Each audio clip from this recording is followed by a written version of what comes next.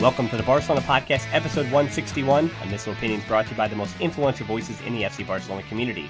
I'm Dan Hilton, and I am joined today by Mike Miller. Today we are talking the news about El Clásico and how the club is handling the situation there, future stars Ansu Fati and Pedri, transfer rumors about Fabián Ruiz and Donyell Malen, and a preview of tomorrow's YouTube video, which might be my favorite one yet. But before that, Mike, I got to give you a second to revel in Canada's 2-0 win over the United States last night. I would love the international break to be over usually, and I'm going to double down on that now.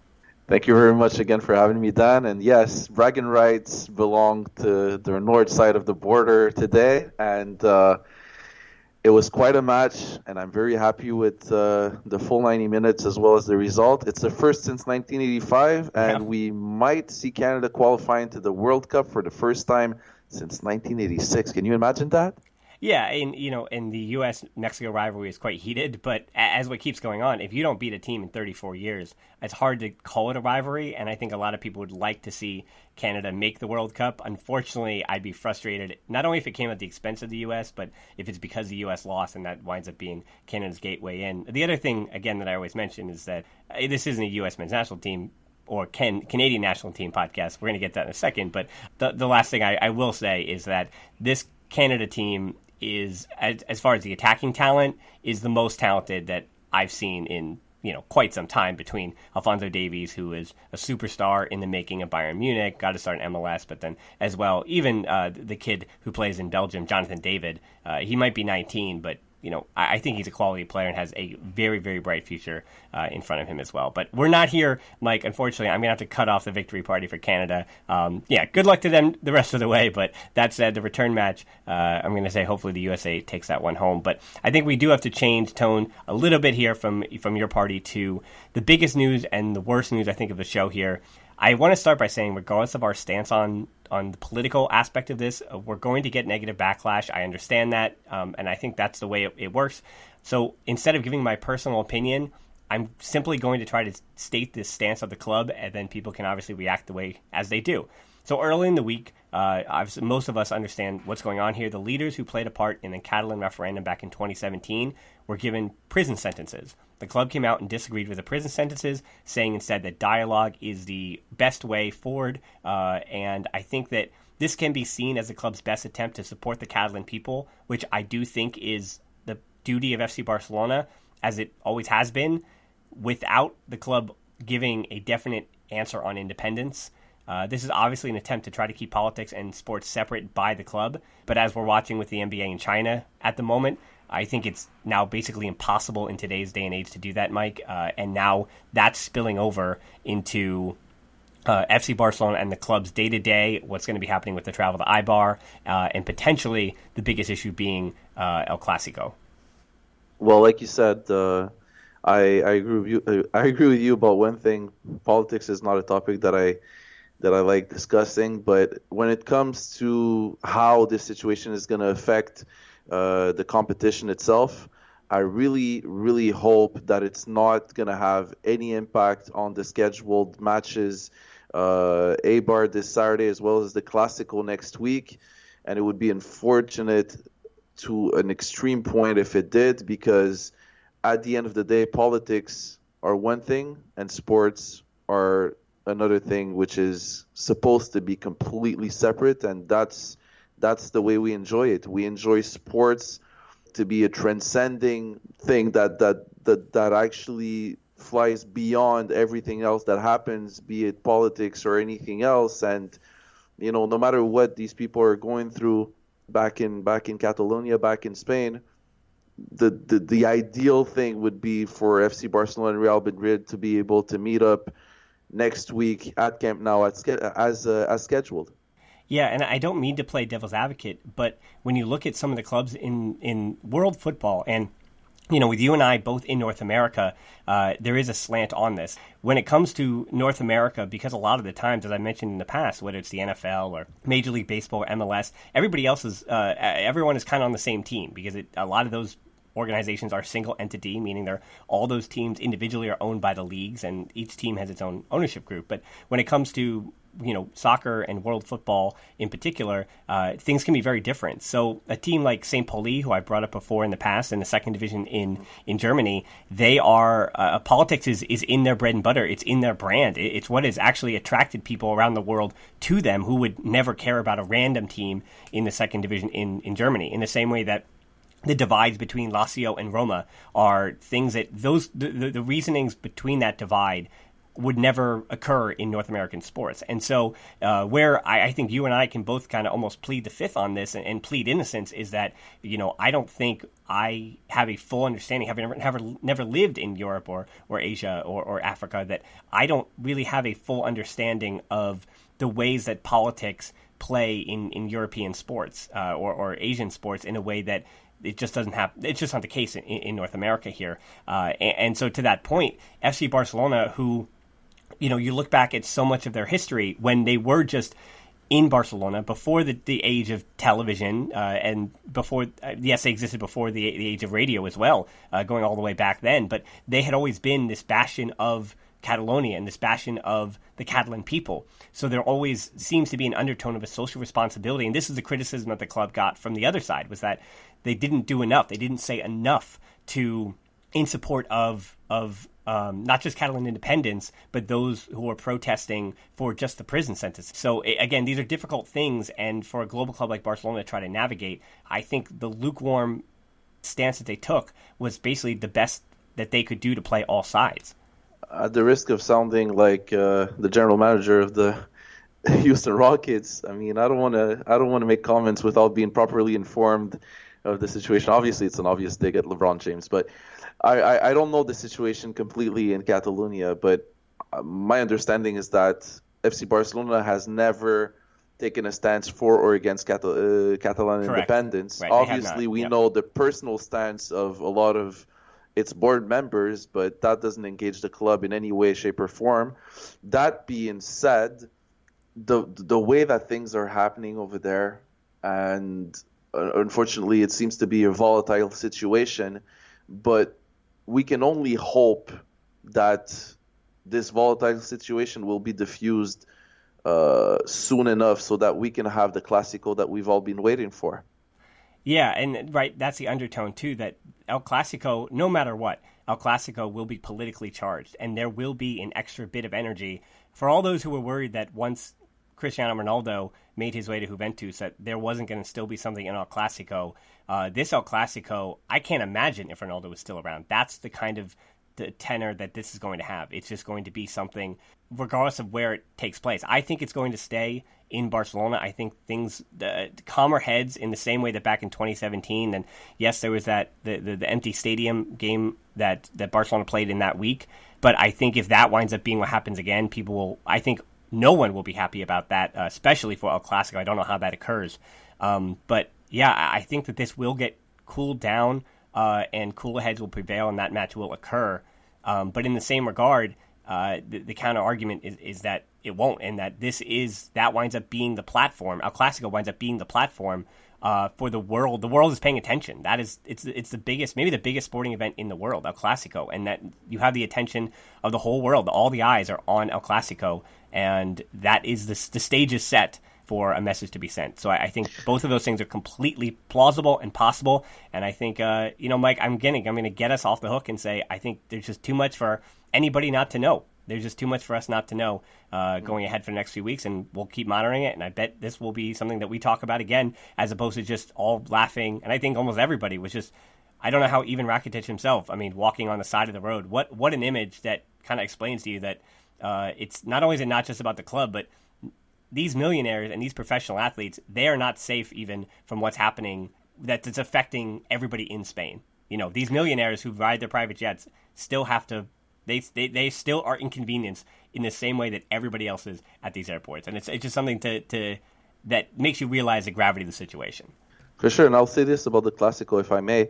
We're talking about a Clásico which could have had kind of a lukewarm feeling, considering that FC Barcelona until very recently didn't have the best of starts this season, and we can say the same about Real Madrid. So we're talking about pretty much two teams which are supposed to be on top of their league statistically, but are not really all that they could be as of yet.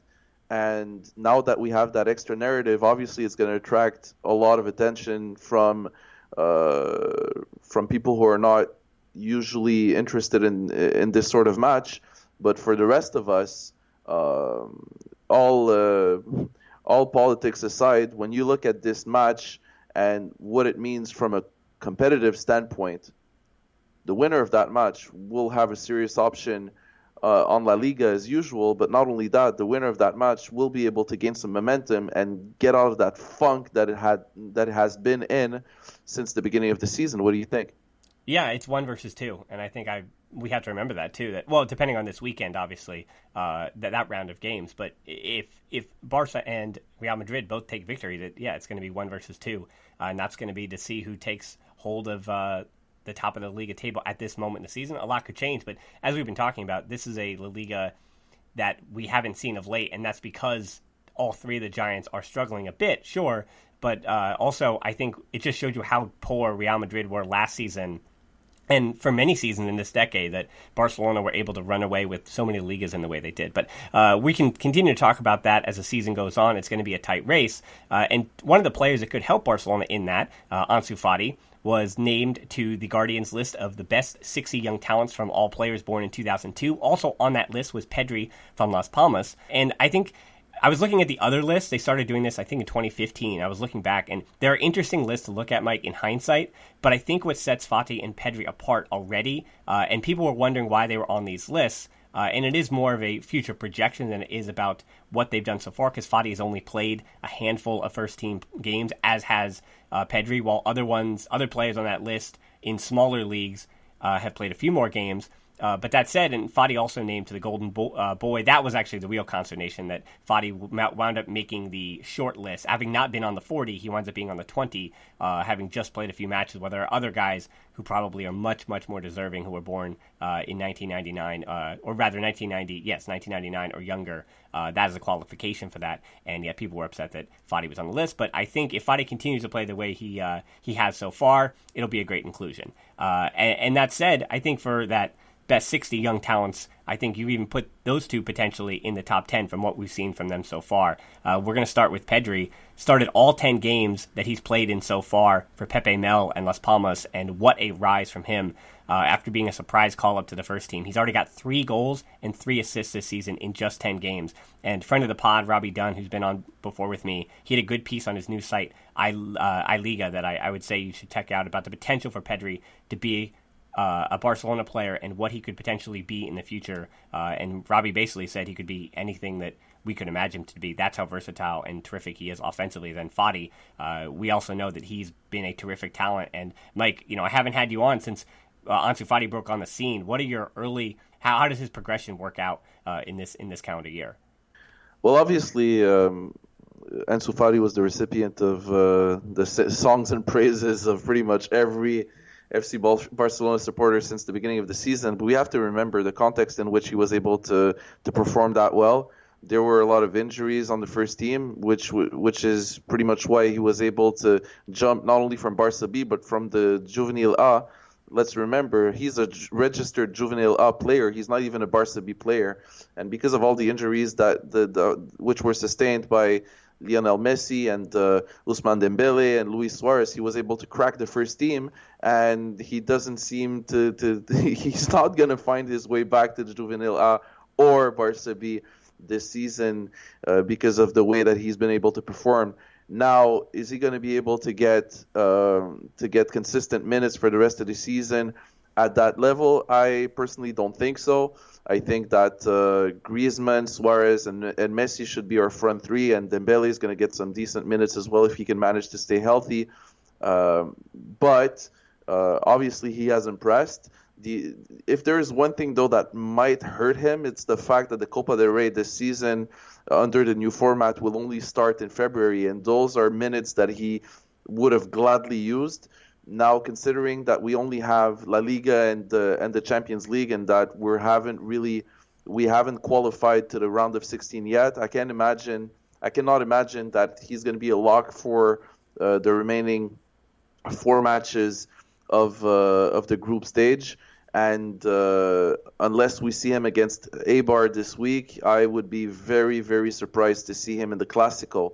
Does he deserve to be on the Golden Boy list? My personal opinion is that it's extremely early, especially considering all the other names that are on that list. And we're talking about a lot of players who are on their third, even fourth professional season. I mean, I see Donnarumma, who's been with AC Milan for 5 years now. Yeah. Same goes for João Felix, who had a few solid seasons with Benfica. I mean, Moise Kean, so many seasoned veterans, Jadon Sancho, and I don't think that Ansu Fati can be mentioned in the same light as these other players as of yet. Obviously, he's showing a lot of potential, but let's give credit where credit is due. He is only at his very first senior season, and he's not a full-fledged member of the first team. Let's give him enough time to find his way and become the player that he can become. But if we start throwing all these honors and awards his way, it might hurt his development in the long run. So we look at that list for the Golden Boy, and Ansu Fati, again, a reminder, is that of a lot of the names that you mentioned, he's 3 or 4 years younger than them. And that's the other big point about Fati and Pedri, that they're both just 16, and Fati turns 17 at the end of this month. Pedri turns 17 at the end of next month. And it is telling as well that Fati, because if reports are to be believed, that Valverde wanted to keep him around the club and not allow him to miss what would have been 3 or 4 matches to go to the U17 World Cup, which is where Pedri is going to be heading this month now, that Fati then, for that reason, became nationalized for Spain and played with the U21s in this last break. So that Valverde apparently has fought for him to be a part of the squad now moving forward for the next few weeks, to not allow him to go and basically probably be the best player at the U17 World Cup just on resume and what he's able to do. But the club has found that was too low a level for him, so they want to keep him there. In the same way, I do want to wrap this little segment up by talking about Pedri again, that to me, as exciting as Fati has been, I've now gotten the chance to, the second I got a sniff of about basically the second week of the season, that there was something happening with Pedri and what this play was going to be like, I found a way to watch some Las Palmas. And as much as I've sitting through some of the rest of what is happening in a team that is not so great in near the relegation zone in the Segunda Division, Pedri has been absolutely incredible. It is shocking, just like Fati, that this kid is 16 years old. The ability he has to keep and possess the ball. So the one thing I want to say too, that the easy way to explain what Pedri is for those who haven't taken the time to see him, he is regularly playing on the wing. He is still small in stature, but again, he has a ability just like Puig to keep hold of the ball in a way that much larger players would need to do. But in Barcelona's 4-3-3, he could either play as an inverted winger like Iniesta did at times, or he could play as a central midfielder with an eye for the attack like Iniesta. Though obviously, this is the point here that I'm not comparing him to Iniesta. And when we do compare a midfield player, a potential winger like Pedri, and when we have especially a young talent like this, obviously, if they're in the midfield, they're going to, for I don't know how long. It's interesting for me to know what kind of cycle it's going to be before we stop comparing them to Xavi, Iniesta, and Busquets. But I think I tend to use those models as the molds for explaining what the role that a new Barcelona midfielder would have, right? So it might be unfair to them, but I think it gets the point across in the same way that when Arthur came to the club, I watched him a few times for Gremio, and I go, okay, this is a Xavi-esque player. This of that three, of the mold, right? What is the mold? Is it an Iniesta type at his best? If this kid winds up having the best career he could possibly have, we'd get an Iniesta. If this guy had the best career he could possibly have, he'd be Xavi or Busquets, right? So it really winds up being, at the very best, if our dreams came true and this player reached their absolute full potential and maybe more, they would be filling the role of one of those three midfielders, right? So Pedri, for those easily initiated, this is what looks like to me a 16-year-old or 18-year-old, because Pedri is pretty advanced, an 18-year-old Andres Iniesta. And that gets me very, very excited for his future. And I think the way I'm going to, even though he's not at Barcelona now, the way I'm almost going to start talking about that generation is Fati and Pedri, because he's supposed to go to Barca B next year, that being Pedri. But of what I've seen so far, I think they're going to have another issue with him where he might not be getting minutes in the first team. I mean, where are you going to find more midfield minutes or minutes on the wing for, at that time, what would be a 17 or 18-year-old? But I think he's going to be way too good for the if Barcelona B can't get promoted, he's going to be way too good for the third division even next year. So I think Barcelona's going to have a good problem to have, but unfortunately what we've seen with teenagers, sometimes that good problem to have does get sour very quick when a player all of a sudden you blink and he's 22 years old and you kind of derailed his career. But it's a hot and cold issue there, Mike. Do you think that Barca could actually loan him back to Las Palmas next year if like you said, they don't really have any plans for him on the first team, but Barca B remains in the Segunda B next season? Because there's also the possibility, that Las Palmas gets promoted to La Liga next year. We never know. It's still early in the season. It doesn't look likely, but it's possible, right? Yeah, exactly. But if they don't really have plans for him on the first team, loaning him back to Las Palmas could be a solution too, no? Yeah, I think it's possible. The one thing, though, that I would consider is that because the deal already being done with Las Palmas and them being invested in his future transfers as well, where it was $5 million and it could go up to $25 million with all the if everything goes right for Las Palmas, and then again they get 15% of any future sales of the player as well. They want him to succeed the best they can, and the best for their even future investment might not be coming back to Las Palmas. That's just from a purely business. That has nothing to do with the player's development. That's just using him as because after this season for Las Palmas, he is simply just a piece of business and a dollar amount depending on how high he can fly. And so this season, obviously, they want him to do as well as he can as a teenager. So I would expect Las Palmas. He also seems to be one of their best players early on in the season. He has the most expected goals, and he's helping them in those categories statistically. So obviously they're playing him because he's one of their best at the moment, but they're also, again, hoping he develops, and they're hoping that career winds up being a lot in their pocket later down the road. But whether it's Las Palmas, again, it's Barcelona. It just terrifies me to loan things with Barcelona, where I would love to see some other young players maybe in the world come through. But in the same way that you look at the loans that are currently happening, Oral Busquets, is his loan so far to Twente in the Eredivisie, is that one that's working out? Juan Miranda is having trouble at Schalke, and that's a whole thing, right? So that when guys go on loans for Barcelona, it doesn't necessarily, or very rarely does it even work out. And it seems that I've almost lost faith in that program, and I'd like to see a few success stories other than Marc Cucurella, who actually has been a success story, but has he been so good on loan that Barcelona never want him back in the club? So I don't know. Mike, I think it's time to take a quick break, and then we're going to talk transfer rumors. So we're going to pivot now. Let's take a break. Okay, so it was the international break, so obviously papers had to be sold, and the two non-Neymar names that got my attention and got the attention were Fabián Ruiz of Napoli and Donyell Malen from PSV and formerly of Arsenal. And Mike, I just want to get your first impressions of what you've seen of Fabián Ruiz. He was at Real Betis, now he's with at Napoli with Carlos Ancelotti. And then I'm wondering, if you haven't seen Malen, that's okay, but he just broke into the Dutch national team, and I'll explain some of his statistics and what I've seen from him. But what are your early impressions of these two players?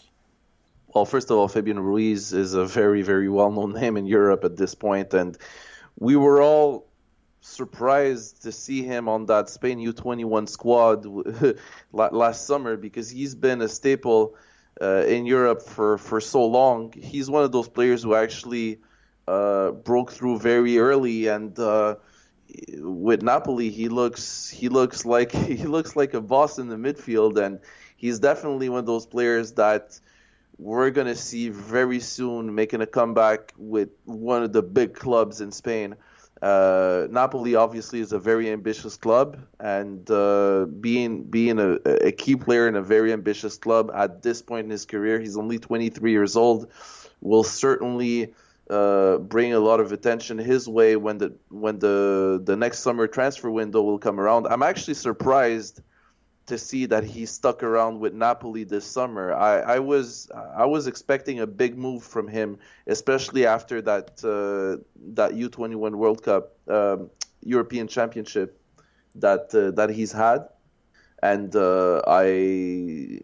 if he had the patience, or if his club had the patience to actually let him play one more season in order to continue his development and continue really dominating that Neapolitan midfield in the Serie A, sky's the limit for him starting next year.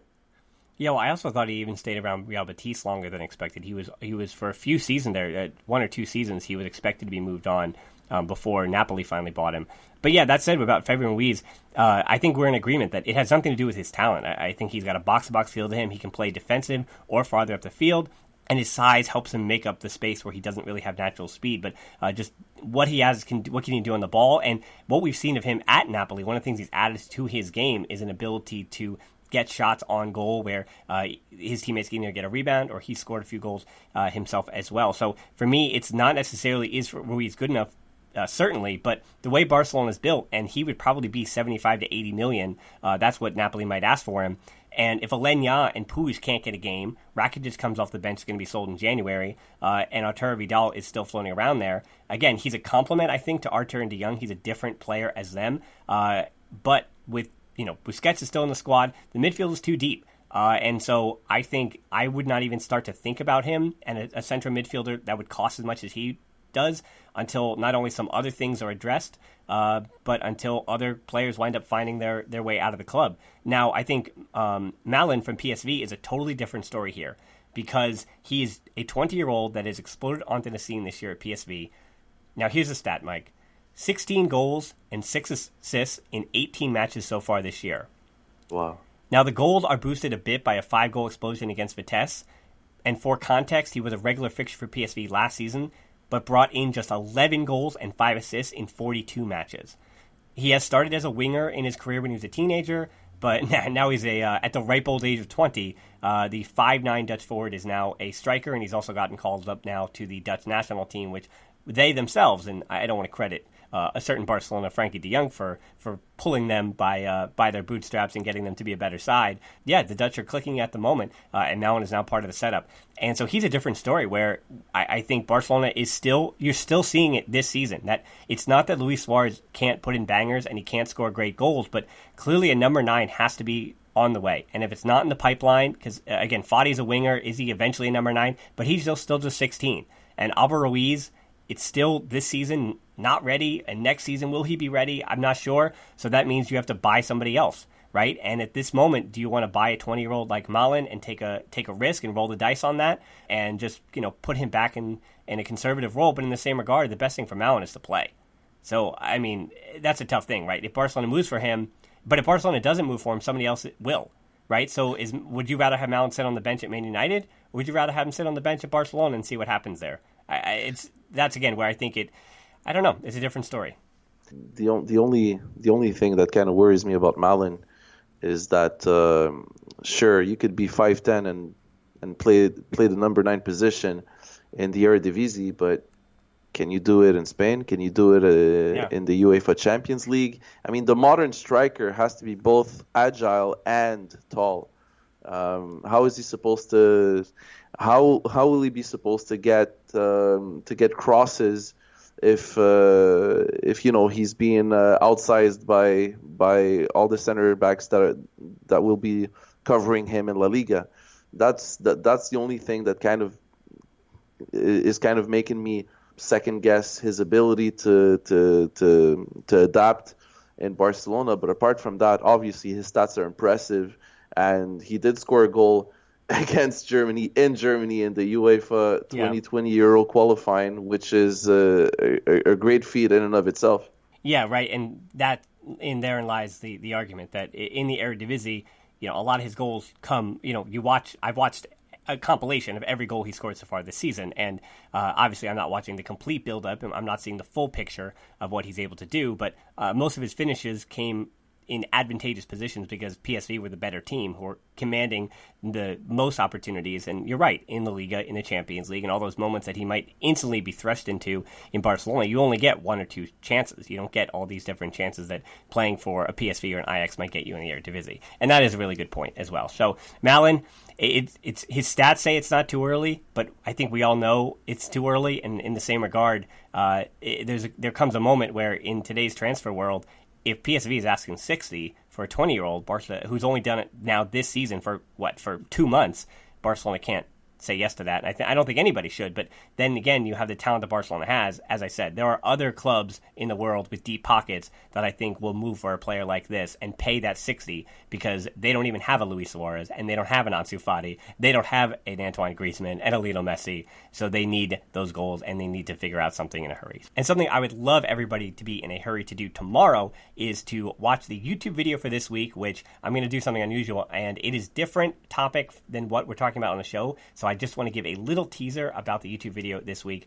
We did already mention the NBA on the show, and as longtime listeners and short-time listeners know, I try to bring up another sport that I love dearly in basketball pretty much every show. And so in honor of the NBA regular season getting started next week and the Spanish League and Euro League seasons in basketball already having begun, I did rank the top players who played for both FC Barcelona Lhasa and in the NBA. And unsurprisingly, Mike, it's a ranking, so I don't want to give away who's on the list and too many of those players. But Marc Gasol now we did talk about it, I'm going to spoil it. I wanted to say your Toronto Raptors, but you shot me down before we start this show. It is not your Toronto Raptors, even though it is Spain's own, but Canada's adopted son, Marc Gasol, and NBA champion Marc Gasol, who is somewhere on that list.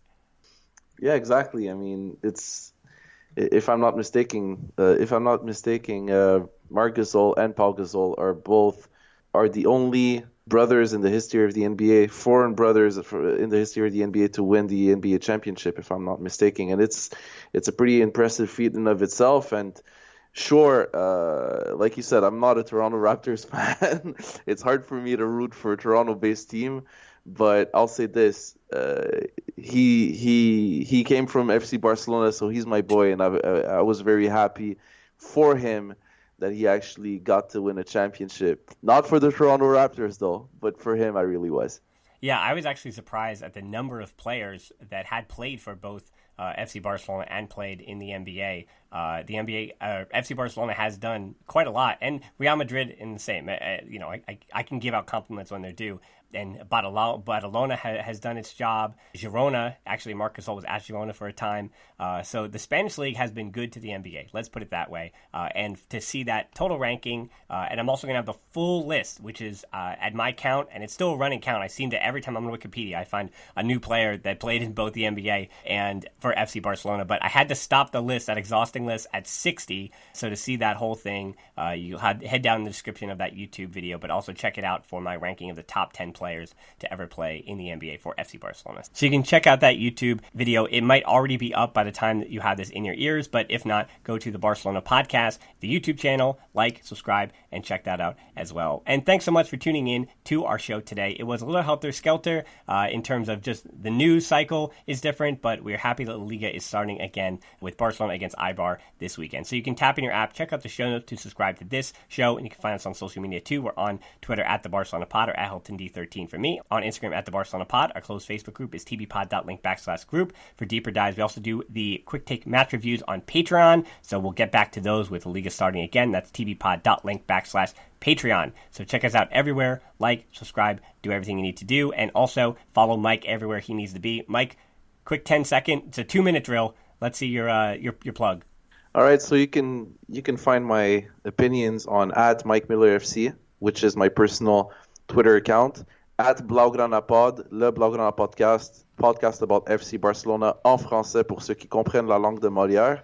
And obviously, you could find me every now and then with Dan on the Barcelona Pod, as well as the closed Facebook group.